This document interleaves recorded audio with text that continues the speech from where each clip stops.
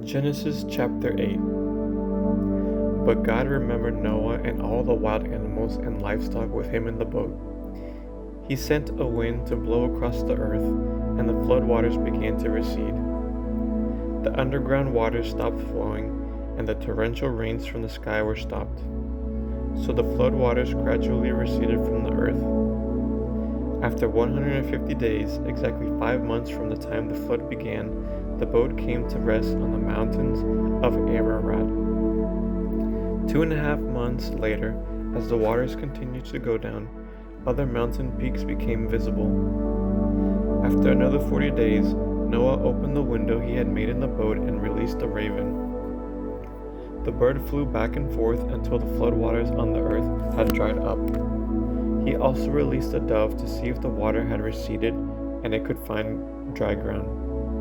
But the dove could find no place to land because the water still covered the ground.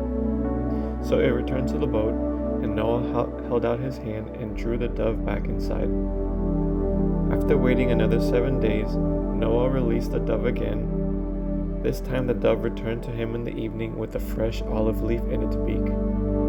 Then Noah knew that the flood waters were almost gone. He waited another 7 days and then released the dove again. This time it did not come back.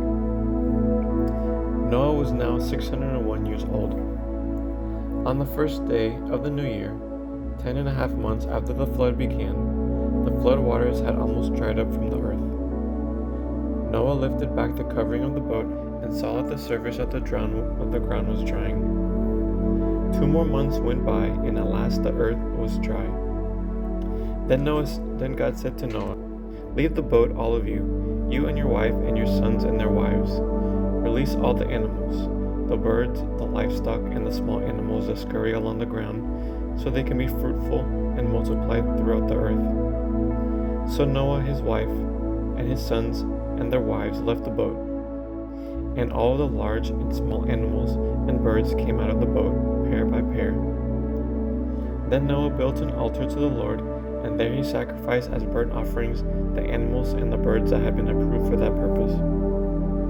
And the Lord was pleased with the aroma of the sacrifice and said to himself, "I will never again curse the ground because of the human race, even though everything they think or imagine is bent toward evil from childhood. I will never again destroy all living things.